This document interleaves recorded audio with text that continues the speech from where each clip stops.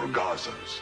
As Chief Commissioner of the National Committee for the Administration of Gaza, it's my responsibility to turn this moment into action, to restore order, to rebuild institutions, and to create a future for the people of Gaza defined by opportunity and dignity, under the principle of one authority, one law, and one weapon.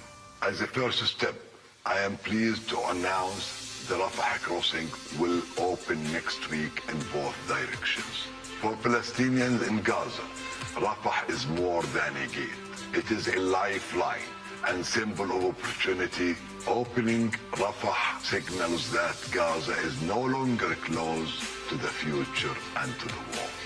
I want to be clear, there is much more work ahead, and none of it is easy. The road forward will involve difficult decisions and setbacks, but this is a real step, and it marks a new direction. Now, I would like to address the people of Gaza. من أرض الكنانة أتوجه الآن بكلمتي إلى أبناء شعبنا الصامد الصابر في قطاع غزة. لقد صمدتم وحافظتم على أسركم وأرضكم خلال سنوات عصيبة هجاف، صبرت أعماقكم وكل الحدود. إن صمودكم الأسطوري لهو أعظم ما قدمت. Your legendary steadfastness is the foundation upon which we will build our future together. This moment is not for looking back, but for moving forward toward a prosperous and bright future. A future where our children grow up without fear or anxiety, where work is rewarded, schools are opened, and daily life regains its stability and security. The coming stage requires the concerted efforts of everyone, but you will not face it alone. Your voices have weight, your actions have impact, and your commitment to peace and the rebuilding of your communities will define the futures of the new Gaza Strip. Step by step, with discipline and determination, we will build a capable Gaza, capable of self-reliance, and we will build it into a center for freedom, opportunity, and peace. اليوم أسأل الأسرة الدولية ليس فقط أن تدعم هذه أسأل by our actions, hold us to clear standards, and stand with the people of Gaza as we take this responsibility for our future. Thank you, ladies and gentlemen.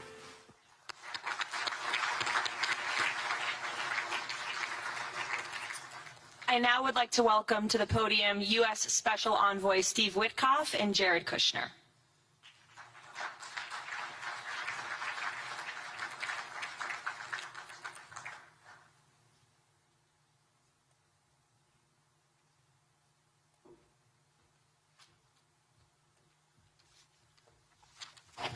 Thank you, everyone, and welcome here. This is really my honor to be up here speaking. I remember when the President asked Jared, and of course our great Secretary of State, to work on something that the world thought was impossible and unattainable. But the President, on this peace deal for Gaza, as on all other deals we work on his behalf, said we had to try. And of course we were inspired by that. We have achieved a peace deal in Gaza. We have brought the hostages home, all of the bodies except for one, and we will bring that body home too. And maybe most importantly, we have created a sense of hope for what the future can bring in Gaza and all other places where the Board of Peace will operate. And I am so honored, Mr. President, to have worked on this on your behalf.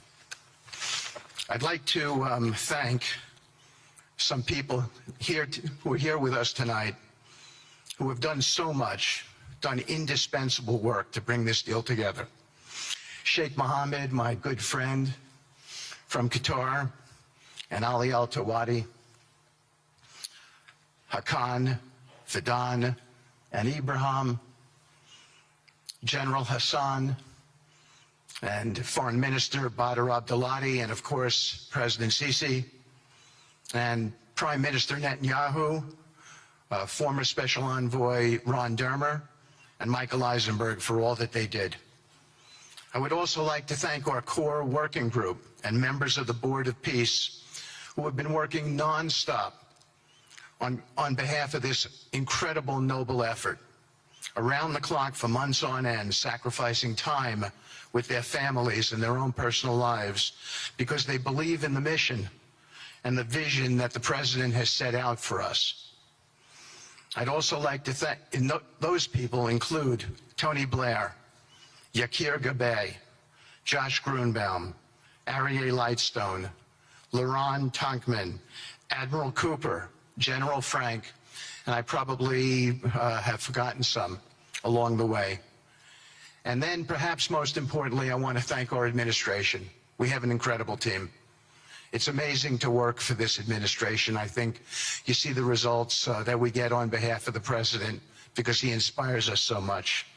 So I'd like to thank the Vice President of the United States, J.D. Vance, for all of his help and guidance, our Treasury Secretary, of course, the Secretary of State, who we work hand in glove with, and a special thanks to our Chief of Staff, Susie Wiles, who is always available to us for consultation, for steering, and for all else that she does. Thank you.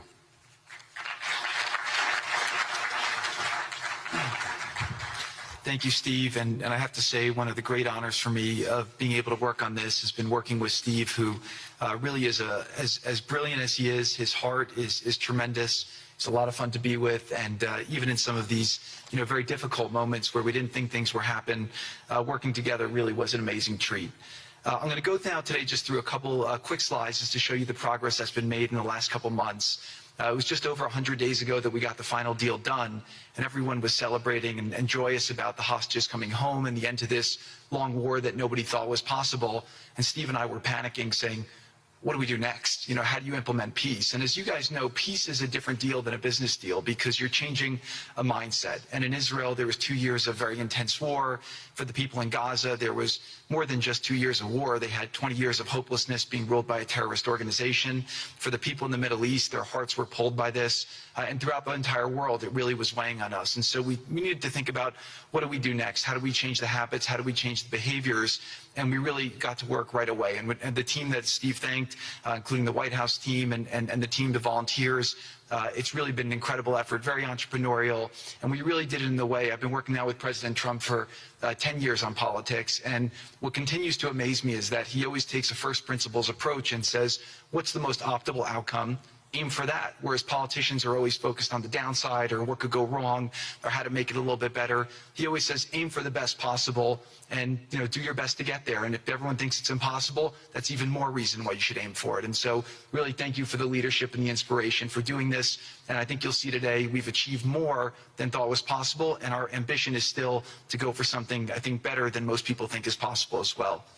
So let's see if these things work. They never usually work. Good. So quickly, I'll go through this 2-year war, 90,000 tons of munitions. There's over 60 million tons of rubble there, and tens of thousands of fatalities. Through the ceasefire, we were able to get to the 20-point plan, ceasefire, release of hostages. Getting the UN resolution passed was a huge, huge effort, really thanks to Mike Waltz and the whole team there. They did an incredible job. And we then, with the help of the UN, we've worked very, very well with them. This is why you need a new organization like the Board of Peace to work with the UN. I want to thank Tom Fletcher, did an incredible job of really getting it going. We've done historic humanitarian aid. Going forward, number one thing is going to be security. Obviously, we've been working very closely with the Israelis to figure out a way through de-escalation. And the next phase is working with Hamas on demilitarization, which I'll talk about in a second. But without security, nobody's going to make investments. Nobody's going to come, build there. We need investments in order to start giving jobs. We want to take these people. 85% of the aid of Gaza, 85% of the GDP of Gaza has been aid for a long time. That's not sustainable. It doesn't give these people dignity. It doesn't give them hope.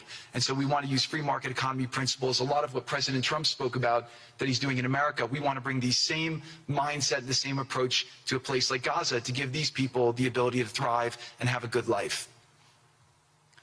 Let's see. So on the aid, I mentioned the UN. So now people are talking about famine. 100% of the food needs are met, and that's been overabundance. The cost of goods have gone down tremendously. Over 55,000 trucks have gone in, and over 1.4 million pallets. And it's been the largest humanitarian effort done into a war zone that anyone's been able to tell us about. This really has been a great joint effort that everyone's been able to do, and so it's a great thing. We all just heard from Ali. We have been so impressed. Steve and I were speaking to him and the entire committee. Such bravery of these people to step up. And we've worked with the Palestinian Authority, who's been helping us as well. But this committee is the first time, it's a technocratic, apolitical committee. I really want to thank the Arab partners for helping us select the right people to do this, and we just need to believe in them and support them.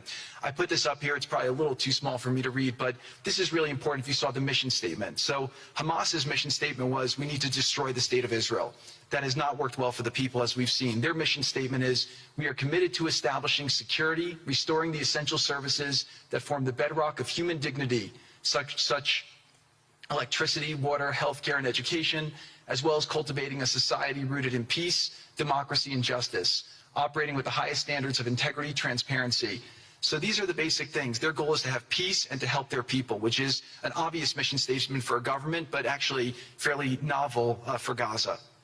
So we did a master plan. We brought in, I thank Yakir Gabay, who's one of the most successful real estate developers and brilliant people I know. He's volunteered to do this, not for profit, really because of his heart. He wants to do this. And we've developed ways to redevelop Gaza. Gaza, as President Trump's been saying, has amazing potential, and this is for the people of Gaza. We've developed it into zones. In the beginning, we were toying with the idea of saying, let's build a free zone, and then we have a Hamas zone. And then we said, you know what, let's just plan for catastrophic success. Hamas signed a deal to demilitarize. That is what we are going to enforce. People ask us what our plan B is. We do not have a plan B. We have a plan. We signed an agreement. We are all committed to making that agreement work. There's a master plan. We'll be doing it in phasing. In the Middle East, they build cities like this in 2-3 million people. They build this in 3 years. And so stuff like this is very doable if we make it happen. Rafa will start with. This will show a lot of workforce housing. We think this could be done in 2-3 years. We've already started removing the rubble and doing some of the demolition. And then New Gaza. It could be a hope. It could be a destination, have a lot of industry, and really be a place that the people there can thrive, have great employment. Once this starts going, we think there should be 100% full employment and opportunity for everybody there. And we have a lot of data on what can be, but we think that this really gives the Gazan people an opportunity to live their aspirations. But it all starts with security, and it all starts with governance.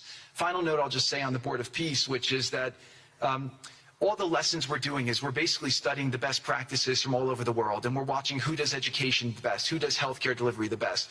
All of these things it's not secret IP. All this is IP that the Board of Peace is going to make public, and we want to encourage all the countries to be able to follow these best practices. A lot of the things that President Trump is doing in America, if they're working, we should all be copying them. If we find what's working in other countries, we should be copying them too. And so what the Board of Peace will have the ability to do if we're successful with Gaza is really show how do you do peace implementation, which is something that when we got this deal done, we didn't really find too much expertise or know-how on how to do it. So as we're creating this system, hopefully it's something that we can just document these learnings and make them available to all else who want to use them in the future. So demilitarization, this is something we're starting now. We have a new government in Gaza. This government will be working with Hamas on the demilitarization to really take the principles that were agreed to in the document to the next phase, and hopefully that will be successful. Without that, we can't rebuild. So if Hamas does not demilitarize, that will be what holds back Gaza and the people of Gaza from achieving their aspiration, and that's very important. So the next 100 days, we're going to continue to just be heads down and focused on making sure this is implemented. We continue to be focused on humanitarian aid, humanitarian shelter, but then creating the conditions to move forward. So thank you. Final point I'll just make is this is really only possible because of the work of so many people and President Trump's great leadership. But a lot of you have been asking, how can we help? So the countries have all been incredibly generous. We'll be doing the first conference where we'll announce a lot of the contributions that will be made in a couple weeks in Washington. From the private sector, there'll be amazing investment opportunities. I know it's a little risky to be investing in a place like this, but we need you to come, take faith, invest in the people, try to be a part of it. And then finally, I'll just talk to people on the media and on the social media, which is, This deal only happened because we worked with Israel, we worked with Turkey, we worked with Qatar, we worked with Saudi, we worked with Egypt. I mean, everyone worked together. We worked with UAE. We all worked together to make this happen. I see a lot of people trying to escalate, criticizing Israel or Israelis criticizing Turkey or Qatar. Just calm down for 30 days. I think that the war's over. Let's do our best to try working together. Our goal here is peace between Israel and the Palestinian people. Everyone wants to live peacefully. Everyone wants to live with dignity. Let's put our efforts towards promoting those who are doing the work to build this up, like Ali and his committee. Let's focus on the positive stories, and let's just calm down, turn a new chapter, and if we believe that peace is possible, then peace really can be possible. So we're going to continue to work every day. We need all of your help to do it. And again, I just really want to thank President Trump for his leadership in doing this. This would not have been possible without your commitment to this. Everyone thought it was impossible to end this war. You never gave up. You never stopped. Every time there was a setback, you told us to try harder. You gave us different ideas. And we've made several impossible things happen just in Gaza to date, and there's no reason why we shouldn't be able to make even more impossible things happen. So really thank you for your amazing leadership.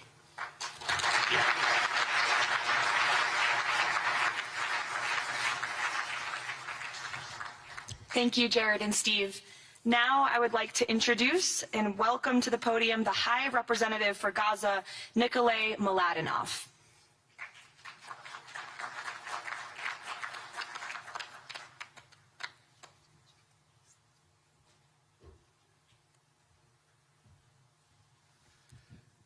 Mr. President, it's a great honor and a massive responsibility for me, for my team, for all of us to be here with you to begin this journey.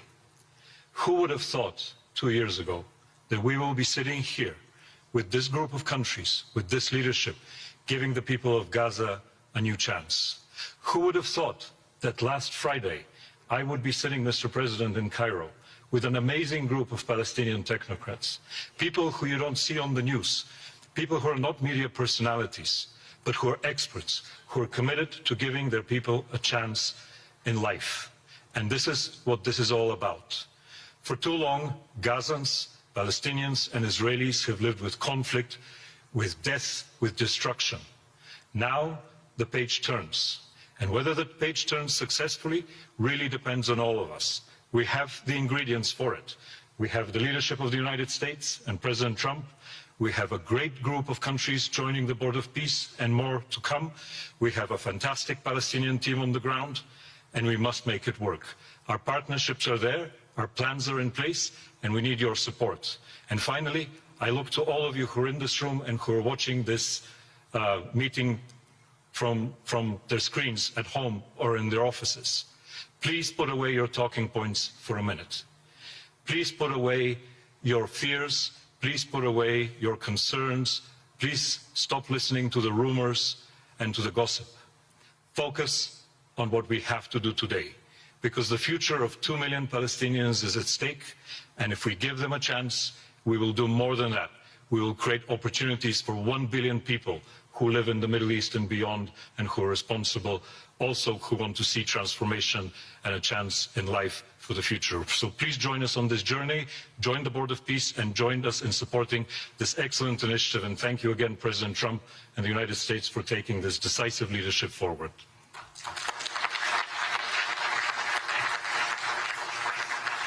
Thank you. President Trump, would you like to make some concluding remarks?